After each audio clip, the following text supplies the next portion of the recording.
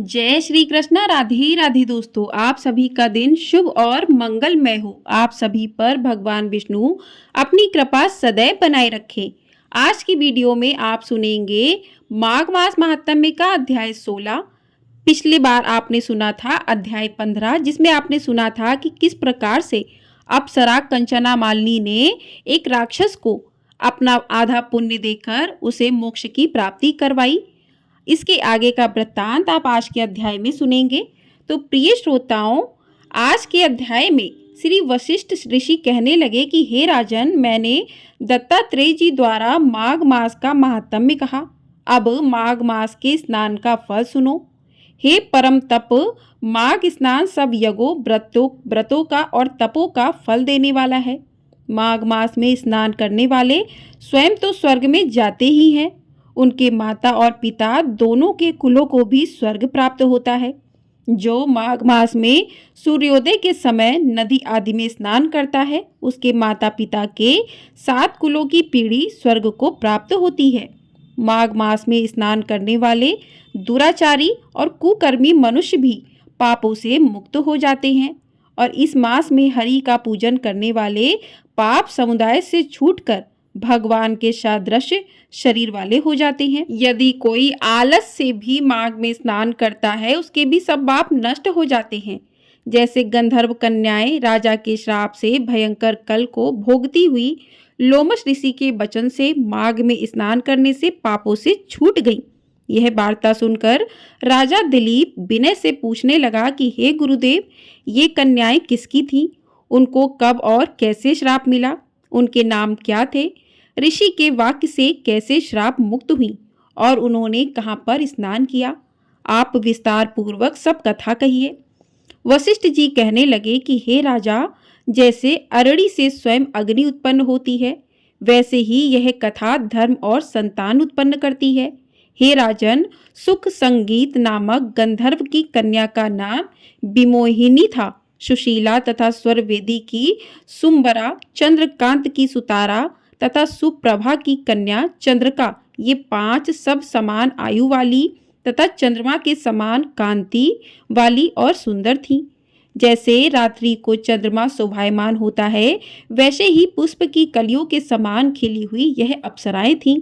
ऊंचे पयोधर वाली पद्मनी, वैशाख मास की कामिनी, यौवन दिखाती हुई नवीन पत्तों वाली, लता के सदृश गोरे रंग, सोनों के सदृश चमकती हुई और सोने के अलंकारों से सुशोभित, सुंदर वस्त्र धारण किए हुए, अनेक प्रकार के गाने और वीणा अथवा बांसुरी तथा दूसरे बाजे बजाने में प्रवीण और ताल, स्वर तथा नृत्य कला में निपुण थीं।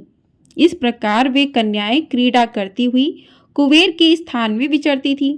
एक समय कौतुकवश माघ मास में एक वन से दूसरे वन में विचरती हुई मंदिर के पुष्प तोड़कर सरोवर पर गौरी पूजा के लिए गईं। स्वच्छ जल के सरोवर में स्नान करके वस्त्र धारण कर मौन हो बालू मिट्टी की गौरी बनाकर चंदन, कपूर, कुमकुम और सुंदर कमलों से उपचार सहित पूजन करके ये 5 कन्याएं ताल नृत्य करने लगीं। फिर ऊंचे गांधार स्वर में सुंदर गीत गाने लगीं। जब ये कन्याएं नाचने और गाने में लीन थीं, तो उस समय अच्छोद नामक उत्तम तीर्थ में वेदनिधि नाम के मुनि के पुत्र अग्निप ऋषि स्नान को गए। वह युवा ऋषि सुंदर मुख, कमल सदृश नयन, विशाल छाती, सुंदर भुजाओं वाला, दूसरे कामदेव के समान था। शिखा सहित दंड लिए, मृग चर्म ओढ़े, यज्ञोपवीत धारण किए हुए था। उसको देखकर 5 कन्याएं मुग्ध हो गई और उसका रूप व यौवन देखकर कामदेव से पीड़ित हो देखो देखो ऐसा कहती हुई उस ब्राह्मण के चित्त में कामदेव का डर उत्पन्न करने लगी और आपस में विचार करने लगी कि यह कौन है। रति रहित होने से कामदेव नहीं और एक होने से अश्विनी कुमार नहीं। यह कोई गंधर्व या किन्नर या काम रूप धारण कर कोई सिद्ध या किसी ऋषि का श्रेष्ठ पुत्र या मनुष्य है। कोई भी हो, ब्रह्मा जी ने इसको हमारे लिए बनाया है। जैसे पूर्व कर्म के प्रभाव से संपत्ति प्राप्त होती है, वैसे ही गौरी जी ने हम कुमारियों के लिए श्रेष्ठ वर दिया है और आपस में यह तुम्हारा वर है, यह मेरा अथवा सबका, ऐसा कहने लगी। जिस समय उस ऋषि पुत्र ने अपनी मध्याह्न की क्रिया करके ऐसे वचन सुने तो वह सोचने लगा कि यह तो बहुत बड़ी समस्या उत्पन्न हो गई। ब्रह्मा, विष्णु, महेश आदि देवता तथा बड़े योगीश्वर भी स्त्रियों के भ्रमजाल में मोहित हो गए हैं। इनके तीक्ष्ण बाणों से किसका मन रूपी हिरण घायल नहीं हो सकता।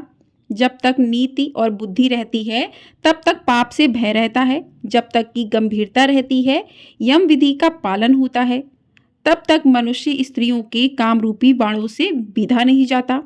ये मुझे उन्मत्त और मुग्ध कर रही हैं। किन गुणों से धर्म की रक्षा हो सकती है? स्त्रियों के मांस, रक्त, मल मूत्र से बने घृणित और अशुद्ध शरीर में कामी लोग ही सुंदरता की कल्पना करके रमन कर सकते हैं।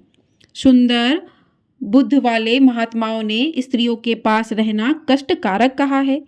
सो जब तक यह पास आए घर चले जाना चाहिए, अर्थात जब तक वह उसके पास आई वह योग बल के द्वारा अंतर्ध्यान हो गया। ऋषि पुत्र के ऐसे अद्भुत कर्म देखकर वह चकित होकर डरी हुई चारों ओर देखने लगी और आपस में कहने लगी कि यह क्या इंद्रजाल था जो देखते देखते ही विलीन हो गया। और वह बिरहा की अग्नि में जलने लगी और कहने लगी कि हे कांत, तुम हमको छोड़कर कहाँ चले गए? क्या तुमको ब्रह्मा ने हमको ब्रह्म रूपी अग्नि में जलाने के लिए बनाया था? क्या तुम्हारा चित्त दया रहित है जो हमारा चित्त दुखाकर चले गए? क्या तुमको हमारा विश्वास नहीं? क्या तुम कोई मायावी हो? बिना किसी अपराध के हम लोगों पर क्यों क्रोध करते हो? तुम्हारे बिना हम नहीं जिएंगी। जहाँ पर आप गए हो हमें शीघ्र ले चलो, हमारा संताप हरो, हमें दर्शन दो। सज्जन लोग किसी का नाश नहीं देखते। इस प्रकार से वो अप्सराएं कहने लगी। इसी के साथ आज का अध्याय यहीं पर समाप्त हुआ। इसके आगे का वृत्तांत आप अगले अध्याय में सुनेंगे। प्रेम से बोलिए भगवान श्री हरि विष्णु जी की जय। तो प्रिय श्रोताओं, अब हम जानते हैं कि ऋषि दुर्वासा के भयंकर श्राप से किस प्रकार से उत्पन्न हुआ केले का पेड़ और पूजा में किस प्रकार से पूजनीय बन गया केले का पेड़। तो केले के पेड़ का अध्यात्म में भी बहुत महत्व है। इसे भगवान विष्णु का स्वरूप माना जाता है। केले के पेड़ से उत्पन्न होने की एक रोचक कहानी है जो ऋषि दुर्वासा के क्रोध से जुड़ी हुई है। ऋषि दुर्वासा के क्रोध का परिणाम है केले का पेड़। ऋषि पत्नी कदली के भस्म होने से उत्पन्न हुआ था केला। पूजा व्रत विधान में केले का प्रसाद में, केले के पत्ते पूजा स्थल को सजाने में और केले का पौधा किसी भी स्थान को पूजा स्थल की मान्यता देने के लिए बहुत ही महत्वपूर्ण माना जाता है। आरोग्य की नज़र में संपूर्ण आहार वाला फल केला आध्यात्म की नज़र में भी बहुत पवित्र और पूजनीय है। इसके चौड़े पत्तों में श्री हरि का वास माना जाता है, तो जड़ों में महादेव का, जिसे मूल शंकर कहते हैं। केले का कोई बीज नहीं होता और इस पेड़ में तना भी नहीं होता, सिर्फ पत्तों ही पत्तों में परत दर परत लिपटा यह पेड़ इतना अलग और विशेष क्यों है? कैसे हुआ इसका जन्म? पुराणों में इसकी कथा भी बहुत रोचक और आश्चर्य में डालने वाली है। ऐसा है केले के पेड़ का स्वरूप। केले के पेड़ को ध्यान से देखें तो यह किसी भारतीय स्त्री की कल्पना जैसा लगता है।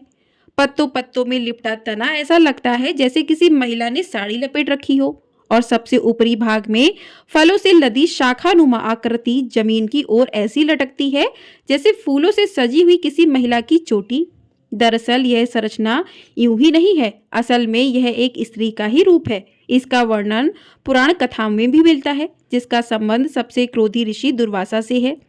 केले के पेड़ की कथा, एक कथा के अनुसार महर्षि अत्रि और अनुसुईया के पुत्र दुर्वासा बहुत ही क्रोधी स्वभाव के थे, लेकिन उनके अंदर ऋषि संस्कार बचपन से ही प्रबल था और वह 5 वर्ष की अवस्था आते आते ध्यान साधना में लीन रहने लगे। दरअसल दुर्वासा खुद महादेव के क्रोध स्वरूप रुद्र के अंश से उत्पन्न हुए थे। क्रोध ही उनके स्वभाव का मूल था और वह तमाम ज्ञान हो जान पाने के बाद भी इसे नहीं त्याग सके। बड़े होते होते जब माता पिता ने देखा कि बालक के अंदर वैराग्य अधिक उत्पन्न हो रहा है और वह समाज की व्यवहारिकता को भी नहीं समझ पा रहा, तब उन्होंने उनका विवाह ऋषि अम्बरीश की कन्या से करा दिया। ऋषि दुर्वासा और कदली का विवाह ऋषि अम्बरीश ने अपनी कन्या के कई गुण बताए और ऋषि दुर्वासा ने माता पिता की आज्ञा मानकर विवाह कर लिया। ऋषि अम्बरीश दुर्वासा की क्रोधाग्नि को जानते थे, इसलिए पुत्री के साथ कोई अनिष्ट न हो इसके लिए भी चिंतित थे।